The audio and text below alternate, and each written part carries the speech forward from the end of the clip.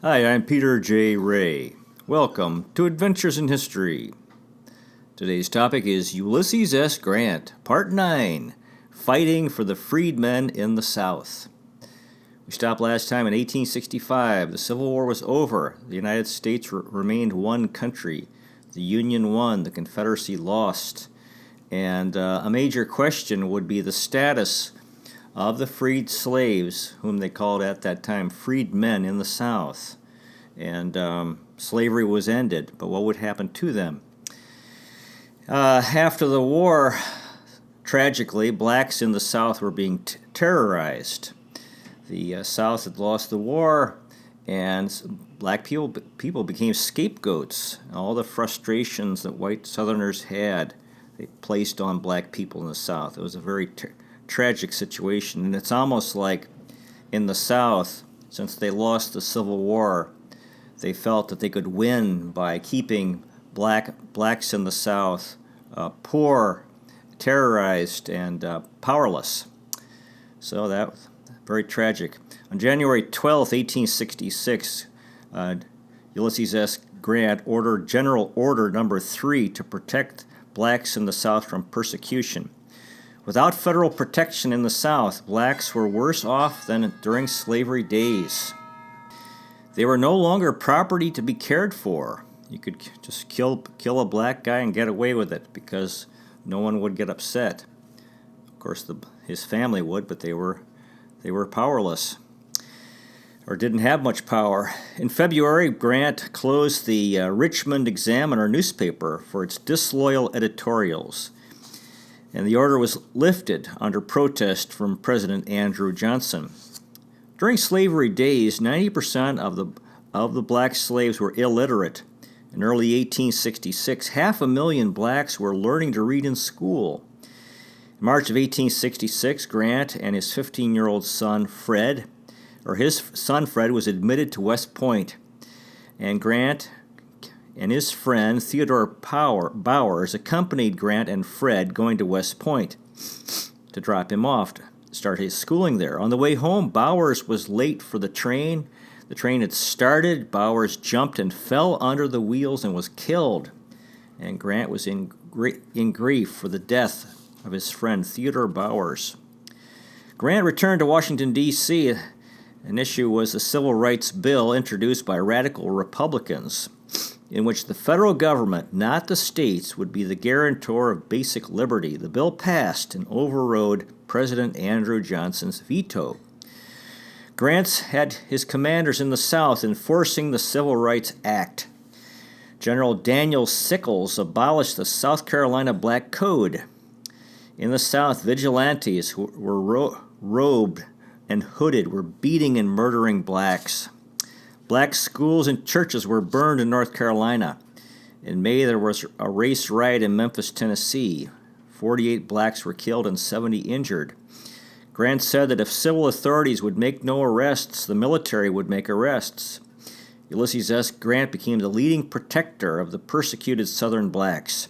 Grant believed that the U.S. troops were needed in the South to protect the freedmen. July 25th of 1866, Congress passed an act in which General Ulysses S. Grant became General of the Army of the United States with a $20,000 annual salary, 4-star general. First person since George Washington to have the full general title. There was talk of Grant becoming president. There was conflict between President Andrew Johnson and Congress, and Grant was caught in the middle. On July 30th, there was racial violence in New Orleans regarding the black vote. 34 black people were killed, along with 3 white Republicans, and 160 wounded. The violence from the Civil War continued. Phil Sheridan said, quote, "It was not a riot. It was an absolute massacre by the police, which was not excelled in murderous cruelty by that of Fort Pillow. Federal troops were needed to restore order in New Orleans. Grant recommended martial law for New Orleans. Military rule in the South was a response to the collapse of justice in the South for black people there. Grant had sympathy for blacks in the South. In 1866, President Andrew Johnson went on a national tour. It was called the Swing Around the Circle, 3 weeks, 2,000-mile trip. And the main purpose was to be involved in the dedication of a monument for Stephen Douglas in Chicago. Grant was pressured to join the trip. In Auburn, New York, a boy was eager to meet Grant, rushed up and slipped under the carriage that Grant was in. His leg was crushed and he was later amputated, and Grant was very sad about this. Grant was very unhappy during the trip. He began drinking on the train from Buffalo to Cleveland and got drunk, ended up sleeping in a baggage car on empty sacks. In Cleveland, Grant, who was drunk, was put on a steamship for Detroit to get sober from the Lake Erie air and avoid embarrassment.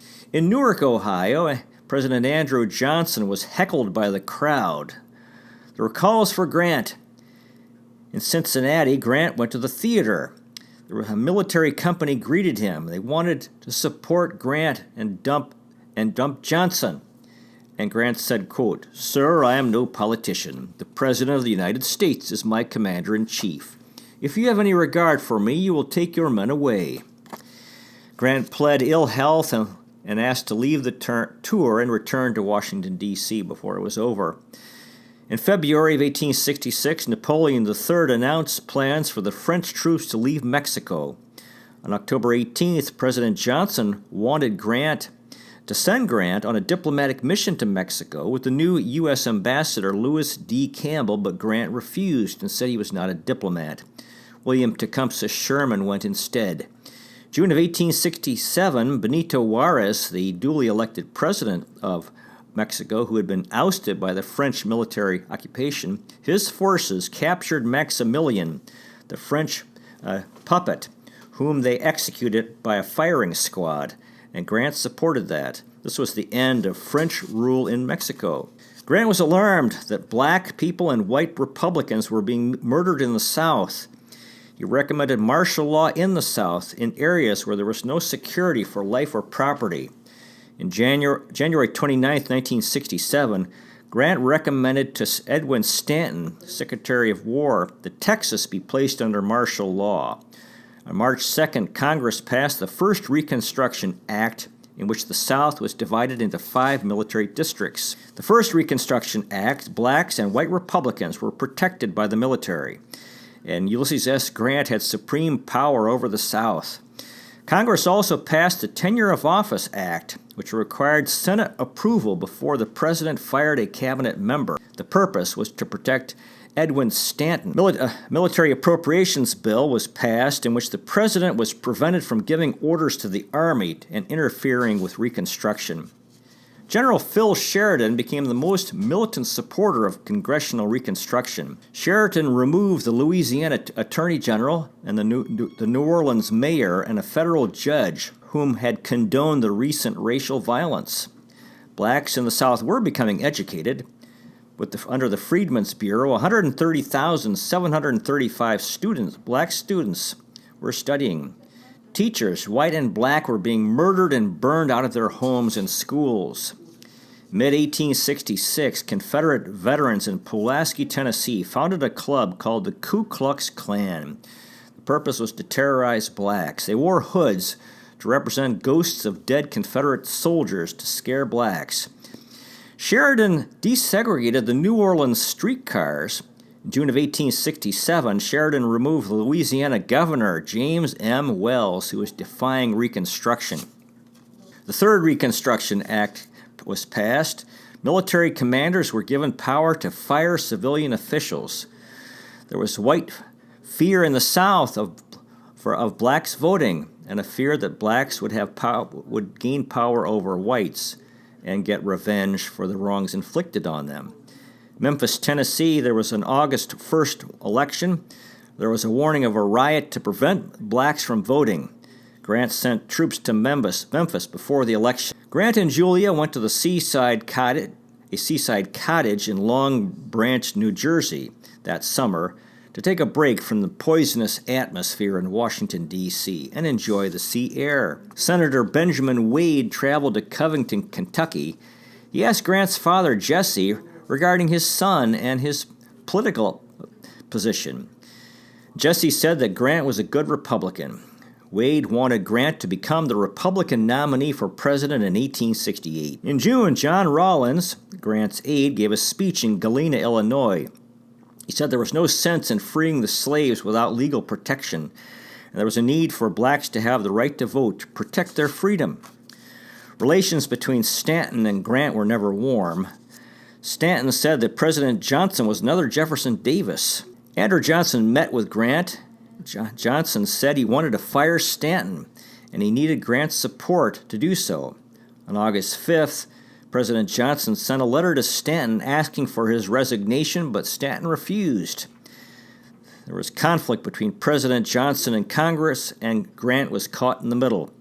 On August 11th, President Johnson told Grant that he was suspending Stanton, and he wanted Grant to be the temporary Secretary of War. Grant accepted. Congress reconvened in November. Stanton believed that Congress would restore him. On August 13th, Grant attended his first cabinet meeting as Secretary of War ad interim. Grant said he supported congressional reconstruction, defying President Johnson. He was no longer the bumbling clerk from Galena, Illinois. He was knowledgeable and expressive. President Johnson fired Sheridan and replaced him with George Thomas. Grant said that Sheridan's removal was an effort to defeat congressional reconstruction. Grant believed in congressional reconstruction and called it the Civil War's final phase. Ulysses S. Grant had become the supreme prize in American politics. Harper's Weekly magazine depicted Grant as a sphinx smoking a cigar. In November, the House Judiciary Committee voted regarding impeachment of President Johnson, and the issue really was Reconstruction. On December 5th, there was a huge rally in New York City. William B. Astor endorsed Grant for president. In Louisiana and South Carolina, there were conventions in which blacks were the majority of delegates. Many were former slaves. There was satire in the white press that Reconstruction was misruled by inept black politicians. In 1867, the united power of blacks, carpetbaggers, and scalawags led to Republican election victories in the South. Blacks embraced voting rights. There was 70% black registration in Georgia, 90% in Virginia. In Alabama, there were 89,000 black voters and 74,000 white ones. In Georgia, there were 100,000 white voters and 95,000 blacks. Yesterday's slave laborers became today's state legislatures. This horrified white Southerners. Grant's commanders admired the freed people who adopted this new status, including John Pope. Pope wanted blacks to serve on juries. President Johnson fired Pope. Grant objected. Pope said that whites in the South were full of hatred. On January 10, 1868, the Senate called for Stanton's reinstatement. Grant faced a $10,000 fine and 5 years in prison if he did not return the War Department to Stanton. Grant told President Johnson that he needed to return the office to Stanton. President Johnson believed the Tenure of Office Act was unconstitutional. On January 13th, there was a full Senate vote to reinstate Stanton. Grant decided it was his time as Secretary of War was over. He told President Johnson he was vacating the office. Grant was siding with the radical Republicans who opposed President Johnson. On January 28th, Grant completely broke with Johnson. Grant was now guaranteed the Republican nominee to receive the Republican nomination for president in 1868. William Tecumseh Sherman could see that his friend Ulysses S. Grant was troubled by Washington, D.C. politics. Julia was very ambitious for her husband Ulysses and became a major help in the socializing involved in the 1868 campaign. His father promoted Grant. He spoke to a newspaper reporter all about his son, and the article was The Early Life of General Grant. There were drinking allegations against Grant. On February 21st, President Johnson fired Stanton and replaced him with General Lorenzo Thomas. Charles Sumner sent a telegram to Stanton, "Stick." Stanton's office looked like a bunker. President Johnson's action was war against Congress, and the House responded by an impeachment resolution that passed, 126 to 47. An impeachment trial was coming. This led to an apocalyptic mood seizing the country. Grant was ambivalent regarding the presidency. He did not want to leave command of the army. However, there was an aura of inevitability of Ulysses S. Grant becoming president. He was very popular with the common man. Before the Republican convention, there was a soldiers and sailors gathering in Chicago to nominate Grant. Jesse Grant spoke, his father. The Republican convention was at Crosby's Opera House. It was a coronation for Ulysses S. Grant. General John Logan spoke for the nomination of Grant, and there were hats, handkerchiefs, fluttering applause. A pigeon flew around the room, dyed red, white, and blue. The Republican convention, there was a huge image drawn by Thomas Nast depicting the goddess of liberty with Ulysses S. Grant. Grant won on the first ballot. He was unopposed. There were no other candidates. Grant was in Washington, D.C. His vice presidential nominee was House Speaker Schuyler Colfax of Indiana. Stanton came to Grant's office, panting up the stairs to tell him about his nomination for president. Grant said that he owed his honors and opportunities to the Republican Party. There was fear that the Democratic Party was a haven of rebel sympathizers who were not Union supporters. Grant's campaign slogan was, "Let us have peace." The Democrats had their convention in July in New York City. Horatio Seymour was nominated for president, and vice president was Francis Preston Blair, Jr. Blair bashed Grant and said that Grant wanted to have military domination over the 8 million white people of the South. Grant did not campaign, which was the tradition at the time. He did not believe in self-promotion. In June, he traveled to St. Louis to take possession of White Haven, Julia's family property. He purchased 280 acres of land from the Dent family, where he grew strawberries and other fruit and bred horses. At White Haven, they demolished the slave cabins. He traveled to Fort Leavenworth, Kansas, to join Sherman and Sheridan on a 2-week Western tour. He wanted his son Buck to see the Great Plains with buffalo and Indians before they disappeared. Then he traveled to St. Louis and on to Galena, Illinois, for an extended stay. In Galena, he lied low and shunned publicity. The summer of 1868 was balmy and restful. Grant was expected to win the election. Grant, based on his popularity from the war. Financier Jay Cook was a large contributor to the campaign. Seymour gave a few campaign speeches, and there was this quote, "Grant takes his cigar and Seymour takes the stump." The Democrats depicted Grant as a drunken dolt. And there was a quote that he was Captain Jinks of the Horse Marines. "I am Captain Grant of the Black Marines, the stupidest man that ever was seen. I smoke my weed and drink my gin, playing with the people's tin." Julia was upset about the stories that Grant was drinking. There was a report that Grant was, quote, "in a state of frenzy and is tearing up his mattress, swearing it is made of snakes." Grant remained calm about this untrue accusation and said, quote, I do not mind that, Mrs. Grant. If it were true, I would feel very badly, perhaps as badly as you do." The Democrats in 1868 had the most racist campaign in American history. The Republicans feared that there would be a Jewish exodus to the Democrats regarding Grant's anti-Jewish order during the war. Grant regretted the order, and Jewish Americans forgave him for it. For black Americans, there were very high expectations for Grant that he would help them. Frederick Douglass campaigned for Ulysses S. Grant in 1868. Thomas Nast had a cartoon in which a poor Irishman, Nathan Bedford Forrest, and August Belmont had their feet on the back of a black man. The Ku Klux Klan in 1868 instigated a wave of murder and arson in the South. In South Carolina and Mississippi, blacks were the majority of voters. There was violence and intimidation. In Opelousas, Louisiana, 200 blacks were killed. In Camilla, Georgia, hundreds of armed whites shot into a black election parade. There were many dead and wounded. Until Election Day, Grant stayed in Galena, Illinois. Sherman said that Grant would give the United States 8 years of calm, quiet, and firmness. Sherman refused to publicly endorse Grant for president. He opposed the Reconstruction and the military occupation of the South. November 3rd was Election Day.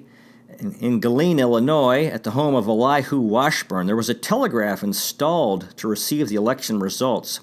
After midnight, Grant learned that he won. He spoke from the home of Washburn to the crowd and gave a short speech. He said that he felt the responsibility and accepted it without fear. In the election, there were 3 million votes cast for Grant, 2.7 million for Seymour. In the Electoral College, 214 for Grant, 80 for Seymour. Grant won all states in the South except Georgia and Louisiana, where there was Klan violence. And he won with the carpetbagger and black votes. Grant returned to Washington, D.C. There were death threats. There was the question was Grant the grant of Appomattox or Reconstruction? In other words, how would he treat the South? There was a Thomas Nast picture depicted victory and Grant on a white horse with Union and equal rights. Grant arrived in Washington, D.C. on November 7th. There were 600 letters waiting, asking for government jobs. Grant remained silent regarding his cabinet. George Templeton Strong wrote about Grant, quote, Odysseus knows how to keep his own counsel and shuts up close as an oyster. Grant later said, quote, I thought I could run the government of the United States as I did the staff of my army.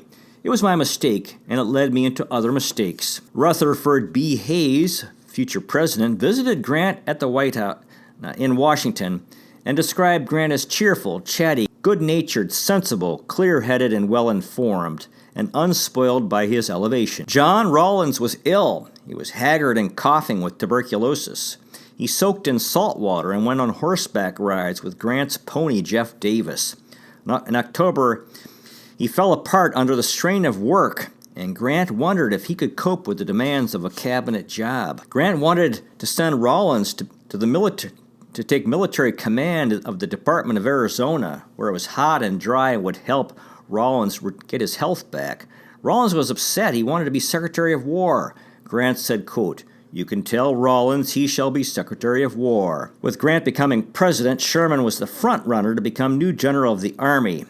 Grant nominated Sherman and Philip H. Sheridan for Lieutenant General. Elihu Washburn, Grant's chief patron, had medical problems. However, he wanted to be Secretary of State temporarily and served just for 5 days. Alexander Stewart was wealthy from the luxury trade and became Secretary of Treasury. The Attorney General was important to protect the rights of blacks in the South, and Grant picked Ebenezer Rockwood Hoar, who was friends with Ralph Waldo Emerson, Henry Wadsworth Longfellow, and Oliver Wendell Holmes. For Navy Secretary, he chose Adolph E. Bory, Interior Secretary Jacob Dolson Cox, Union Major General, Oberlin graduate who served at Antietam and was Ohio Governor. Corruption was widespread in many departments before Grant took office. For Postmaster General, Grant nominated John Cresswell, who did a good job getting mail delivery by rail and steamship. He introduced the penny postcard and expanded mail routes. March 4th was Inauguration Day. Outgoing President Andrew Johnson did not attend. Andrew Johnson said, quote, I fancy I can already smell the fresh mountain air of Tennessee. At the inaugural parade, Grant and Rawlins rode in an open carriage. There was the 5th Cavalry, 8 divisions of marching soldiers, several black companies, 50,000 people, a 21-gun salute honoring Ulysses S. Grant. At the inauguration, Jesse Root Grant, Grant's father, was among dignitaries at the east portico of the Capitol. Jesse had had a bad fall that day. Grant's mother, Hannah, did not come. She never came to Washington, D.C. to see her son there when he was president for 8 years. Hannah said, quote, Do you think I want to set up there for 50,000 people to gaze and point at? When Grant was inaugurated, Hannah was at home in Covington, Kentucky, sweeping the cobwebs on the porch. Grant's inaugural address, he said that American Indians' days of hunting and gathering were numbered. He favored civilization, Christianization, and citizenship for Indians. Grant supported the black vote and the 15th Amendment. Blacks celebrated his election. At his inaugural ball, it was held in the unfinished new wing of the Treasury building. It was a fiasco. There were 1,000 guests. It was airless, and there was construction dust. There was no system to check coats and hats. Many were lost. Under the law, the Treasury Secretary was prohibited from being involved in trade and commerce. So Alexander Stewart Grant withdrew his nomination because he violated that. Grant proposed George Boutwell of Massachusetts, a strong Republican, who was anti-Johnson. He was confirmed. Hamilton Fish got the State Department. Fish did a good job. The Republican Party leaders were upset with Grant's choices and called him, quote, a dunderhead. In the world of warfare, it's a virtue to act decisively. However, Grant was quick to hire and fire people as president. Grant needed to be deliberate. Sometimes he rushed into headlong action. As president, Grant helped his military friends. He had trouble with opportunistic aides, Adam Badeau and Orville E. Babcock. Old friend, ex-Confederate General James Longstreet, he gave the job of surveyor of customs in New Orleans, and Longstreet did a good job. The Grants and Dents, Grant and Julia's families badgered him for jobs. It was hard to avoid nepotism. Colonel Dent was invited to live in the White House, Julia's father. Dent was in his 80s. He was pro-Confederacy, pro-Democrat. He liked sitting near Grant's office and lecturing the waiting politicians. At the Blue Room, where Grant had receptions, Dent would sprawl in an easy chair behind Grant. They called him the grand old man of the administration. There was a feud between the two fathers-in-law, Grant's father and Julia's father, Jesse Grant and Colonel Dent. They would insult each other and accuse the other of being a doddering old fool. Colonel Dent said, quote, accept my chair, Mr. Grant. And Jesse said to his son, quote, I hope I shall not live to become as old and infirm as your grandfather Dent. Grant gave many jobs to Julia's family members. He had fidelity to family. Grant offered an appointment to a St. Louis friend. It was pointed out that this man was a Democrat. Grant said, quote, just before the Civil War, when I was standing on a street corner in St. Louis by a wagon loaded with wood, you approached and said, Captain, haven't you been able to sell your wood? I answered, no. Then you said, I'll buy it, and whenever you haul a load of wood to the city and can't sell it, just take it around to my residence, and I'll pay for it. I haven't forgotten it. Regarding giving government jobs to friends and family members, New York Senator William L. Macy wrote, quote, to the victor belong the spoils. This is where we get the spoils system, where politicians favor their friends. Grant was worn down by job seekers. For every friend he gave a job, he created 100 enemies, those who were rejected and did not get the job. Grant gave many jobs to blacks, Jews, and Native Americans. On April 2nd, Grant met the first public official to visit the White House, Lieutenant Governor Oscar J. Dunn of Louisiana. Grant appointed Ebenezer D. Bassett as minister to Haiti, the first black diplomat in American history. In 1871, he appointed James Milton Turner to be minister to Liberia. He was also black. Grant worked to protect Jewish rights abroad, and especially in Europe and Russia. During the Civil War, there was an expansion of federal power.